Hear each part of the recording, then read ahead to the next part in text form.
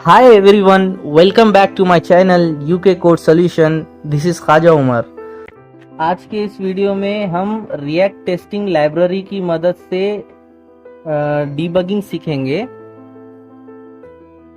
कभी कभी ऐसा होता है दोस्तों कि हम टेस्ट केसेस लिखते हैं लेकिन वो हमारे एक्सपेक्टेशन के हिसाब से और हमारे लिखे हुए असर्शंस जो है वो काम नहीं कर पाते हैं प्रॉपर तरीके से.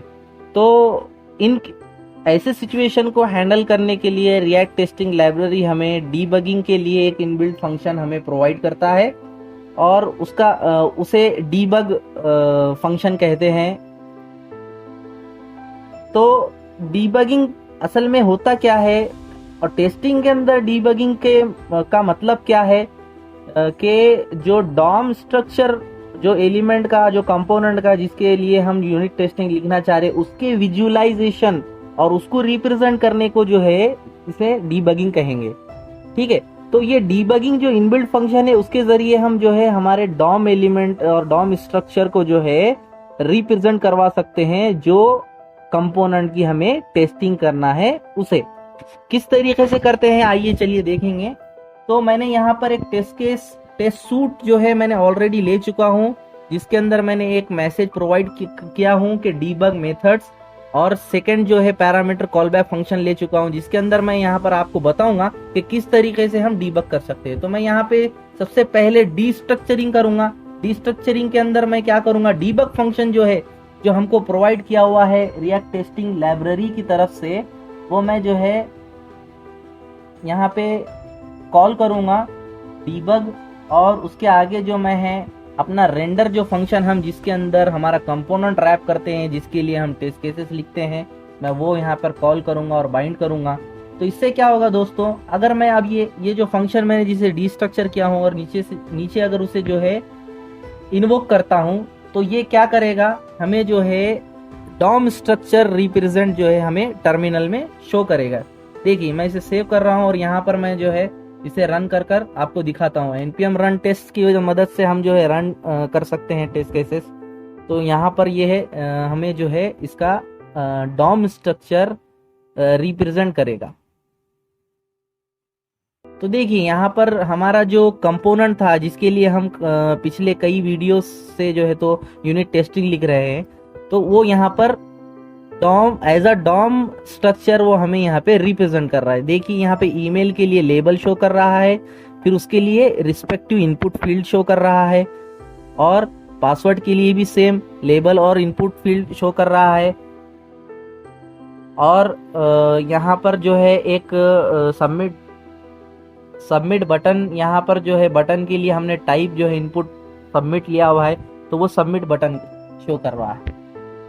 तो दोस्तों इसके दो तरीके हैं, मैं दोनों भी तरीके आपको यहाँ पर शो करवाना चाहता हूँ कि दो तरीके कौन से हैं कि ये डीबग मेथड को मैं डायरेक्टली डिस्ट्रक्चर करके यूज कर सकता हूँ या फिर मैं यहाँ पर मुझे क्या करना होगा, ये जो हमने रेंडर फंक्शन जो रिएक्ट टेस्टिंग लाइब्रेरी से इंपोर्ट किया हुआ है यहाँ पे मुझे सिर्फ एक स्क्रीन करके एक फंक्शन होता है वो इंपोर्ट करना होगा और उसकी मदद से मुझे क्या करना होगा, मुझे ये डिस्ट्रक्चरिंग करने की जरूरत नहीं. अगर मैं स्क्रीन यूज करता हूं तो मुझे यहाँ पे क्या करना होगा, स्क्रीन डॉट डीबग यूज करना होगा, स्क्रीन डॉट डीबग. इससे क्या होगा दोस्तों, ये भी सेम वर्क करेगा बट डिफरेंस ये है कि हम डायरेक्टली अगर डिस्ट्रक्चरिंग के जरिए यूज करेंगे तो हम डायरेक्टली डीबग फंक्शन को कॉल कर सकते हैं, और अगर हम स्क्रीन अगर इंपोर्ट करेंगे तो उसके अंदर क्या होगा कि हमको स्क्रीन डॉट डीबग यूज करना होगा और डिस्ट्रक्चरिंग करने की जरूरत नहीं पड़ेगी. But the output is same, दोनों के लिए आउटपुट जो है वो सेम ही होगा. तो आपको जो मेथड इजी लगे आपके लिए जो, और मतलब कि आपके जो रियल टाइम में जो टेस्ट केसेस आपके कंपनी में आपके प्रोजेक्ट में फॉलोज हो रहे हैं तो उसके अंदर अगर स्क्रीन ऑलरेडी वो यूज कर रहे हैं तो आप इस तरीके से जाइए. अगर स्क्रीन मेथड यूज नहीं करते हैं तो इससे पहले वाले के तरीके से आप डीबग कर सकते हैं. तो ये तो बेसिक चीज हो गया. मैं आपको ये बताना चाहूंगा कि मैं अगर यहाँ पर डीबग फंक्शन यूज करता हूं जिसके अंदर मैंने एलिमेंट ईमेल इनपुट के लिए वैल्यू जो है टारगेट करके मॉक किया है वैल्यू, और पासवर्ड के लिए मॉक किया है, तो वहां पर डीबग करने से क्या होगा मैं वो आपको शो करवाता हूँ। यहाँ पे मैंने डीबग को जो है डिस्ट्रक्चर किया है रेंडर फंक्शन से, और मैं यहाँ पर आपको शो करवाना चाहता हूँ कंट्रोल इंटर डीबग। यहाँ पर मैं असर्शंस से पहले जो है मैं डीबग को कॉल करूंगा, और असर्शन के बाद भी मैं जो है डीबग को कॉल करूंगा। इससे क्या होगा दोस्तों, ये हमें दो डॉम स्ट्रक्चर की कॉपी हमें जो है तो यहाँ पर शो करेगा। तो इससे क्या होगा, ये जो है जो डीबग फर्स्ट वाला है ये विदाउट एनी वैल्यूज यूं का तू जैसे का वैसे जो हमारा कंपोनेंट है उसे शो करेगा, और ये जो सेकंड वाला डीबग है वो हमारे जो वैल्यू प्रोवाइडेड है उसके साथ शो करेगा। तो यहाँ पर मैं आपको दिखाऊंगा, ये देखो ये पहला जो एलिमेंट है जिसके अंदर डॉम स्ट्रक्चर जो है उसके अंदर वैल्यू यहाँ पर आप एम्प्टी देख सकते हो। क्यों? क्योंकि ये पहले वाला डीबग का इस रिप्रेजेंटेशन है, ठीक है। और ये सेकंड वाला जो हमने असर्शन के बाद जो कॉल किया है वो यहाँ पर आप देख सकते हैं कि मैंने जो ईमेल के अंदर जो वैल्यू प्रोवाइड किया हो यहाँ पे वैल्यू के साथ वो बाइंड हो चुका है, ठीक है। और इसे सिमिलरली पासवर्ड के साथ भी बाइंड हो चुका है। तो इससे क्या होगा दोस्तों, जो भी मैं असर्शन लिखता हूँ वो सक्सेसफुली पास हो रहा है नहीं हो रहा है, मैं जो कंडीशंस लिख रहा हूँ वो मैं प्रॉपर तरीके से फुलफिल कर सक रहा हूँ या नहीं कर सक रहा हूँ, ये हमें पता लगेगा। पासवर्ड के लिए मैंने वैलिडेशन लिखा हूं कि पासवर्ड इस तरीके से हमको इनपुट करना चाहिए कि उसका एडिशन जो है इक्वल टू 10 होना चाहिए। तो यहाँ पर मैंने पासवर्ड किस तरीके से प्रोवाइड किया है, pass@123, और इसका एडिशन तो 10 नहीं होगा। इसीलिए मैंने वहां पर जो एरर मैसेज वहां पर मैंने अप्लाई किया हूं वो यहाँ पर शो कर रहा है, क्योंकि वो मेरी जो कंडीशन है पासवर्ड एरर की वो फेल हो रही है। तो वो जो एरर मैसेज है वो यहाँ पर शो कर रहा है। आप यहाँ देख सकते हैं पहले डॉम स्ट्रक्चर के अंदर की वो मैसेज यहाँ पर आपको शो नहीं कर रहा है। ये डिबगिंग के जरिए हम ये अचीव कर सकते हैं दोस्तों। तो अब ये जो है ये इनबिल्ट फंक्शन के बारे में मैंने आपको बताया। दूसरा तरीका यहाँ पर मैं आपको बताना चाहूंगा दोस्तों कि ये जो है कुछ प्रोजेक्ट्स के अंदर रियल टाइम में कुछ कॉन्फ़िगरेशंस और कुछ सेटअप्स जो है हमारे एप्लीकेशन के साथ हमारे सीनियर लोग करते हैं, जिसके अंदर config.js करके एक फाइल हमारी जो है तो क्रिएट की जाती है, जिसके अंदर कुछ मेथड्स और रेस्ट्रिक्शंस जो है अप्लाई किए जाते हैं।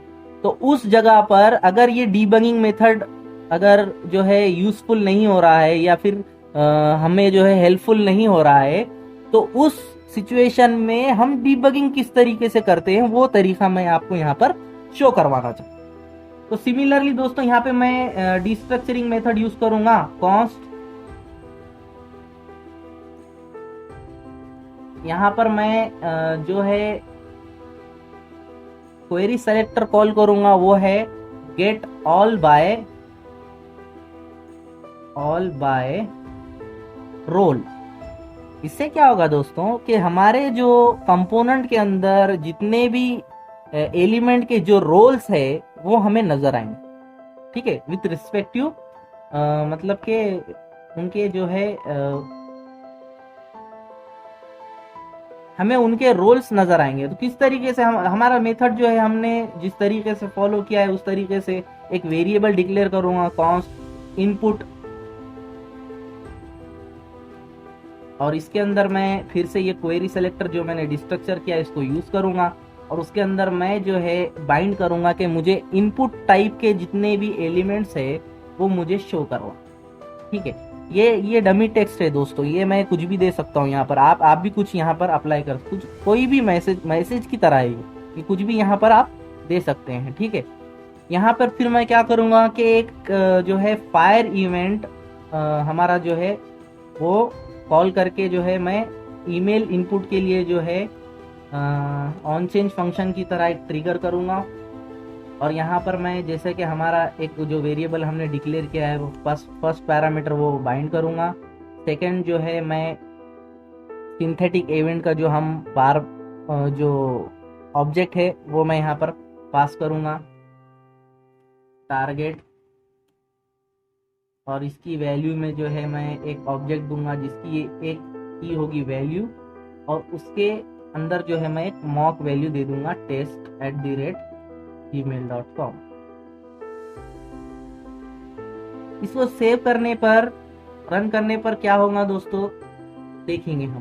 तो यहाँ पर आप देख सकते हैं कि टेस्ट केस जो है वो फेल हो रहा है। हाँ, फेल होने की जो रीजन है वो ये बताएगा कि हम जो है इनपुट रोल उसे जो है जो मिल नहीं रहा। क्यों? क्योंकि इनपुट रोल का कोई, इनपुट टाइप का कोई रोल का कोई एलिमेंट प्रेजेंट ही नहीं है। ठीक है, तो यहाँ पर इनपुट जो है एलिमेंट है, लेकिन उसका जो है टाइप जो होता है यहाँ पर हम डिफाइन करते हैं। टाइप यहाँ पे आप देख सकते हैं टेक्स्ट, तो यहाँ पर देखो सम एक्सेसिबल रोल्स आपको यहाँ पर वो शो कर रहा है, जिसकी मदद से यहाँ पे आप देख सकते हैं कि टाइप टेक्स्ट जो है वो as a text box role show कर रहा है, और टाइप सबमिट जो है वो as a button role show कर रहा है।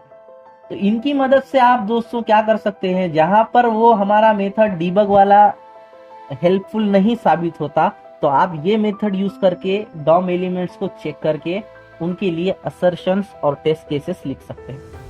तो दोस्तों अब हमें जो है हमारे एलिमेंट्स के रोल्स यहाँ पे पता लग चुके हैं। तो इनको पास करने के लिए इनका यूज कैसे करते हैं वो मैं यहाँ पर आपको बताऊंगा। कि टेक्स्ट बॉक्स जो है हमारा रोल जो ईमेल फील्ड के लिए आया है, मैं उसे यहाँ पे इनपुट से रिप्लेस कर दूंगा। हाँ, और दूसरी बात दोस्तों यहाँ पे मैं ये कहना चाहूँगा कि यहाँ पे हमें जो है जब रोल से हम टेस्टिंग करना चाहते हैं तो हमें यहाँ पर उसका इंडेक्स नंबर प्रोवाइड करना होता है। तो ईमेल इनपुट का जो है इंडेक्स यहाँ पर क्या आएगा, यहाँ पर फर्स्ट इंडेक्स जो है हमारे पास जावास्क्रिप्ट में जो है स्टार्ट होता है 0 से। तो यहाँ पर मैं 0 प्रोवाइड करूँगा, इसको मैं सेव करूँगा और यहाँ पर मैं आपको रन करके दिखाता हूँ। अब ये पास होगा दोस्तों, देखिए दोस्तों यहाँ पे पास हो चुका है। तो इस तरीके से दोस्तों डीबगिंग जो है यूजफुल होती है टेस्टिंग करने के लिए। तो दोस्तों आज के लिए बस इतना ही इस वीडियो में। नेक्स्ट वीडियो में हम जो है रिडक्स एप्लीकेशन की सीरीज शुरू करेंगे, जिसके अंदर मैं आप लोगों को स्पेशली सेपरेट रिड्यूसर के लिए किस तरीके से टेस्ट केसेस लिखे जाते हैं, एक्शन फाइल्स के लिए किस तरीके से टेस्ट केसेस लिखे जाते हैं, और जो रिडक्स का स्टोर होता है उसके लिए हमें जो है उसका डेटा कैसे मेंटेन करना होता है, मैनेज करना होता है, और उसे जो है किस तरीके से मॉक करते हैं, और एपीआई एक्शंस को किस तरीके से मॉक करते हैं, ये सारी चीज़ें जो है मैं उस सीरीज में कवर करूँगा। So thank you so much for watching this video and stay tuned for more videos, and do like, share with your friends and subscribe to my channel and press bell icon for getting updates। और मिलते हैं अगले videos के साथ, तब तक के लिए बाय।